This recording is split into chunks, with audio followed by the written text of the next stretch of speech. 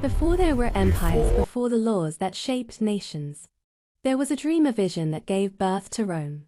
Welcome to Imhotep Nexus Mindspace, where law, faith, and philosophy converge. Journey with us as we uncover the origins of civilization, the principles that govern humanity, and the divine wisdom that connects them all. This is the founding of Rome, a story where history meets higher understanding. Welcome to The Explainer. Today, we're digging into one of history's most famous stories, the founding of Rome, to uncover the pretty surprising and complex reality that's hiding just beneath the surface of the legend. You know the image, right? It's iconic. Two twin boys, Romulus and Remus, left for dead on the banks of the Tiber River, but they're saved and nursed by a she-wolf. I mean, it is an absolutely powerful, unforgettable story. But here's the thing. As it turns out, the real story of how Rome came to be is so much more complex, it's way more contradictory, and honestly, it's a lot more revealing than the simple, clean legend we're all told. Okay, so let's just dive right into this, because the moment you start to look closely at the official story of Rome's founding, you realize it's not one story at all. It's more like a saga, this collection of tales with multiple, even conflicting versions that, get this, the ancient Romans themselves couldn't even agree on. I mean, just take the death of Remus. In one version, it's just cold-blooded murder over power, straight-up fratricide. But in another, it's a necessary execution. Remus mockingly leaps over the sacred boundary of the new city, which is a huge religious crime, so Romulus has to kill him to protect Rome's divine favor. So which is it, ambition or piety? The stories just don't line up. And Romulus's own end? It's just as murky. One tradition says he was murdered by his own senators in some palace conspiracy, a classic political hit. But then there's this other, much grander version that claims he never died at all. He just vanished into a cloud and ascended to the heavens to become a god. So, you see the problem, right? This raises a huge question. If the ancient Romans couldn't even nail down the basic facts of their own founder's life and death, how are we supposed to find any historical truth in all this? Well, the key, it turns out, is to stop focusing on all the contradictions and start looking for the clues that appear in every single version of the myth. Because hidden in that consistency, that's where the real story is. And you know, despite all the variations in the saga, two crucial elements are always there. And these two constants, they don't just tell a story, they point us directly toward the historical core of how Romans actually understood their world. Okay, first, there's the augury, the reading of divine signs. In every single version, Romulus wins the right to found the city because he sees a better omen. Now, this wasn't just some magical detail. It was a reflection of real-world Roman government. This mythic divine approval actually mirrors the real legal process, where the Roman Senate would formally decree the creation of new colonies, giving them official sanction. And then, you've got the ritual of the plow. In the myth, Romulus carves out the city's border with a sacred plow. Again, this is not a random detail. It's a fantastic illustration of the actual historical procedure Romans used for founding their colonies. A new settlement was decreed, its border was ritually plowed, and a grid was laid out inside. The myth wasn't history. It was a cultural blueprint.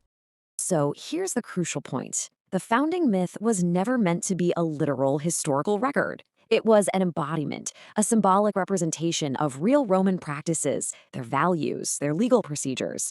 It's really how they explained their own civilization to themselves. So that brings us to the actual history.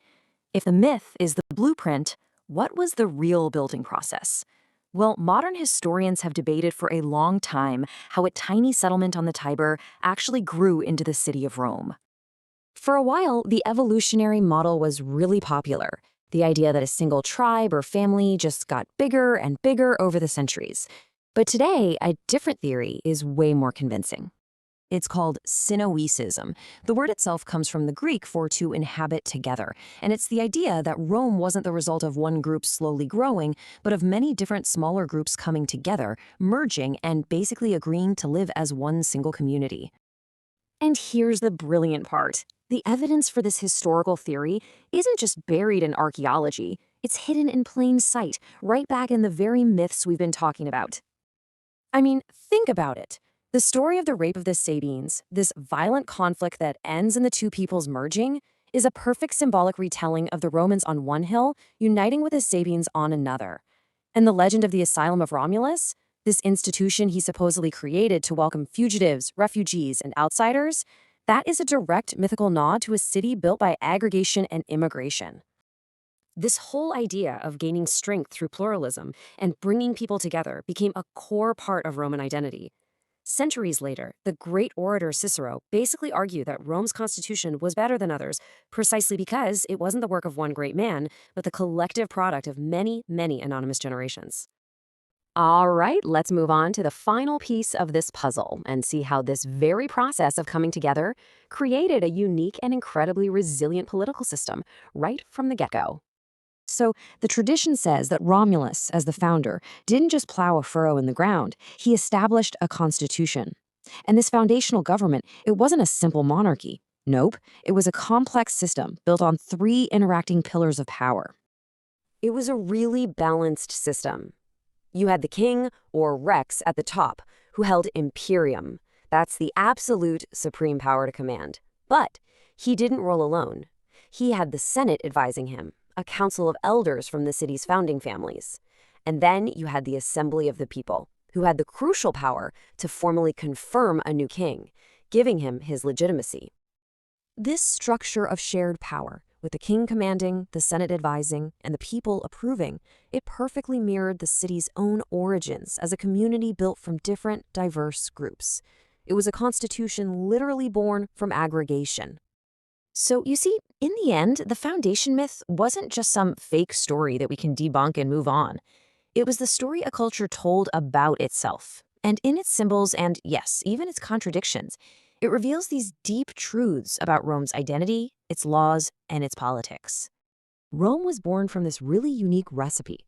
You had a powerful founding myth, a historical reality of aggregation, and this political genius for creating structures that turn diversity and inclusion into an incredible source of strength. And that leaves us with a final question, doesn't it? Could an empire that literally mastered the art of incorporating outsiders have been founded any other way? You have to wonder. Maybe a city built from the very beginning by welcoming different peoples was the only kind of city that could one day grow to rule the world. Been listening to Imhotep Nexus Mindspace, where law, faith, and philosophy converge. Each episode brings us closer to understanding the balance between divine wisdom and human reason. If today's conversation enlightened your mind, remember to subscribe, share, comment, and continue the pursuit of truth. Until next time, stay curious, stay enlightened.